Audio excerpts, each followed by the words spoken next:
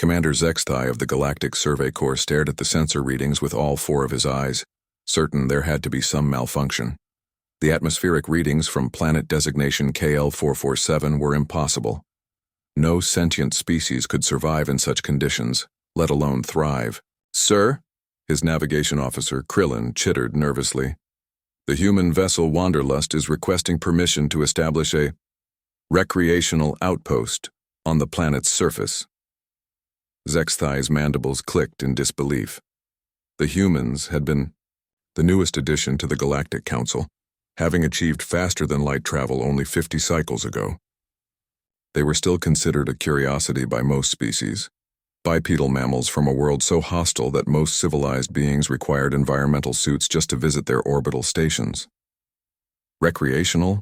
Zextai pulled up the planetary data. Again, KL-447's surface temperature fluctuated between 40 and plus 60 degrees Celsius.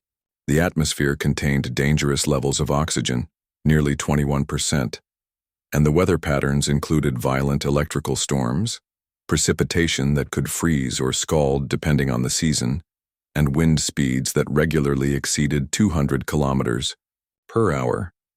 The planet had been classified as a Class 3 death world, unsuitable for colonization by any known species.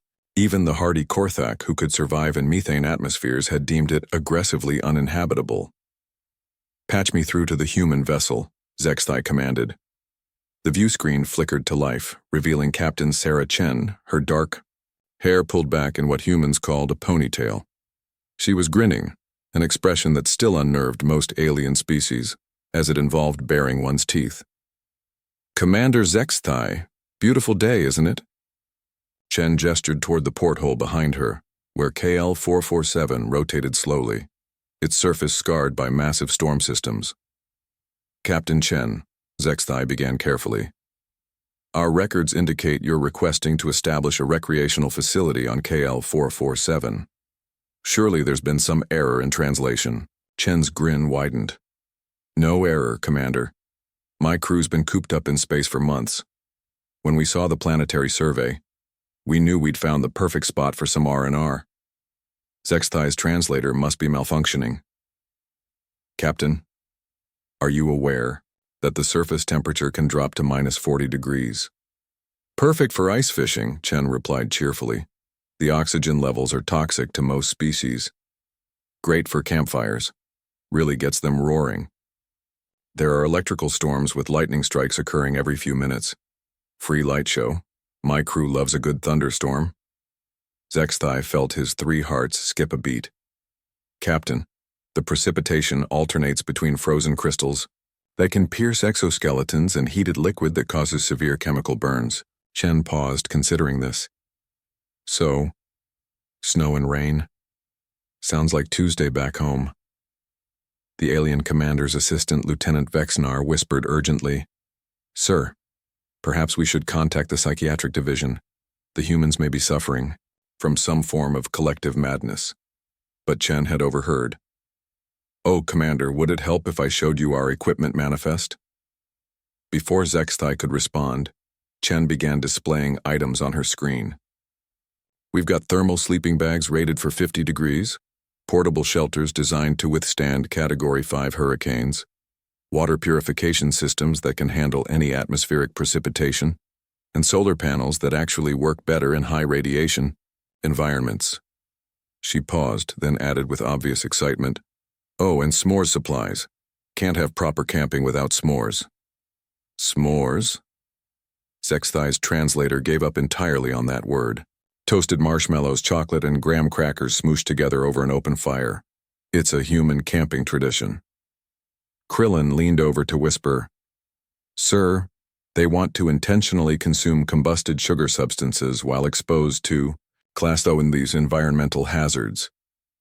3 hours later, Zextai watched in fascination as the first human shuttle descended through KL-447's turbulent atmosphere. Lightning struck the vessel 14 times during entry, but it continued its descent, as if nothing had happened. The humans had established their campsite, apparently their term for a temporary survival habitat, in the middle of what the planetary survey had designated as Extreme Hazard Zone Alpha. They'd pitched fabric shelters that somehow remained standing despite winds that would topple most prefabricated structures. Through the surveillance feed, Zexthai watched a human child. They had brought their offspring to a death world, run outside during a lightning storm, arms spread wide, laughing as the rain soaked her completely. Her parents weren't alarmed, they were taking pictures. "Sir," Vexnar reported, "the humans are requesting permission to establish a permanent resort on KL-447. They're calling it Extreme Adventures Galaxy." Zexthai slumped in his command chair. A resort?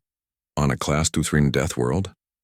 According to their proposal, they plan to offer authentic outdoor experiences for tourists seeking a break from the boring safety of civilized space. Another communication request came through. This time it was Captain Chen again, but she was outside on the planet's surface, wind howling around her as she spoke directly into her communicator. "Commander, you've got to see this sunrise. The way the lightning illuminates those storm clouds? Absolutely gorgeous. My engineer wants to know if you'd be interested in a partnership. She's already designed storm-powered generators that could provide clean energy for the whole system." In the background, Zexthai could see other humans engaged in various activities. Some were cooking food over an open flame while hail the size of small asteroids bounced off their protective gear. Others were swimming in a lake that was literally boiling from underwater thermal vents, and one appeared to be climbing a cliff face during an ice storm. They were all smiling. "Captain," Zexthai said slowly, "your species fascinates and terrifies me in equal measure." Chen laughed, the sound somehow audible over the howling wind. "Thanks, Commander. Hey, you should bring your crew down for the weekend.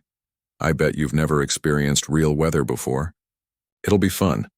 As the communication ended, Zexthai made a note in his log. "Recommend immediate reclassification of humans from harmless curiosity to benevolent but absolutely insane. Also recommend hazard pay for any diplomatic missions to human worlds." Outside the porthole, KL-447 continued its violent rotation, storms raging across its surface. And somewhere down there, humans were roasting marshmallows and calling it the perfect vacation spot. The galaxy, Zexthai realized, would never be quite the same.